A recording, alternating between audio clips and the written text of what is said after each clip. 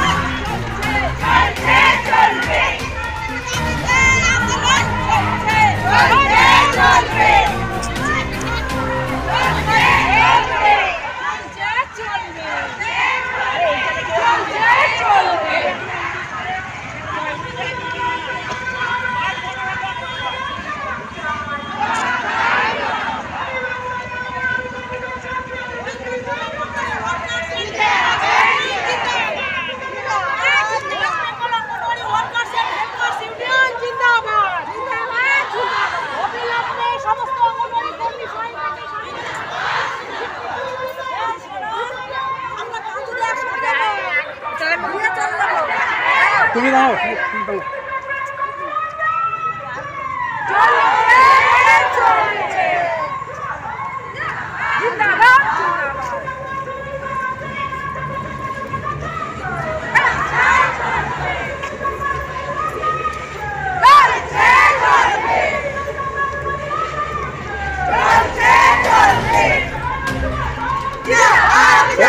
রাস্তা চওড়া করবা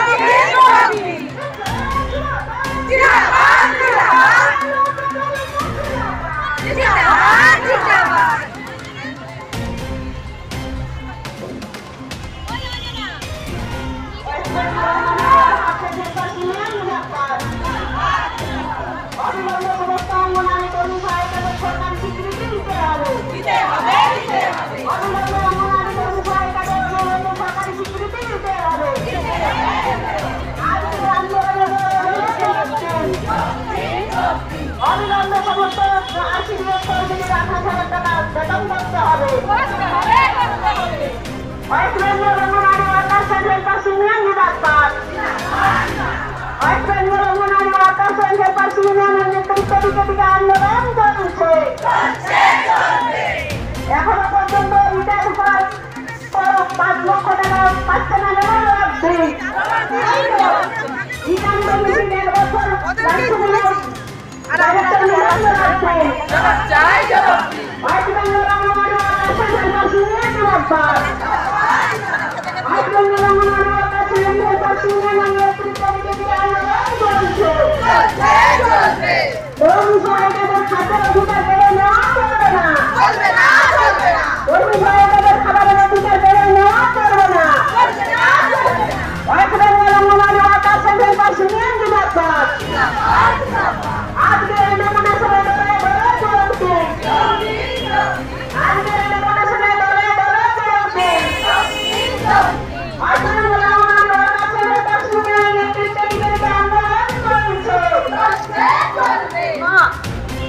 মায়ের স্বরূপ অনেক কিছু গালঘুরি কথা বলা হয়, কিন্তু মাকে কি সব থেকে বেশি বঞ্চিত করা যায়?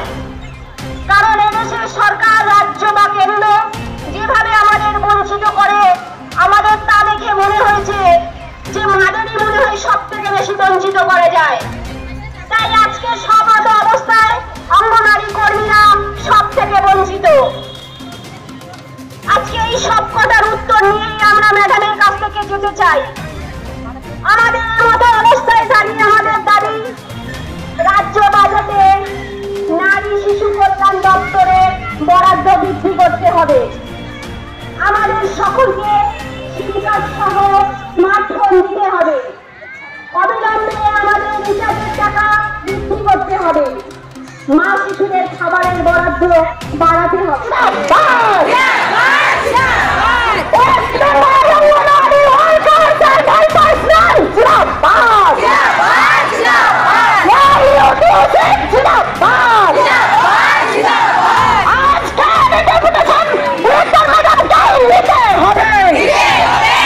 শিশু বিকাশ সেবা প্রকল্পে প্রায় 2 লক্ষ অঙ্গনওয়াড়ি কর্মী সহায়তা কর্মরত অবস্থায় আছে। কিন্তু আপনারা জানেন 1975 সালের এই স্কিম তাদের ন্যূনতম মজুরি দেওয়া হয় না। আমরা দাবি করেছি 28,000 টাকা অঙ্গনওয়াড়ি কর্মী এবং সহায়িকাদের দিতে হবে।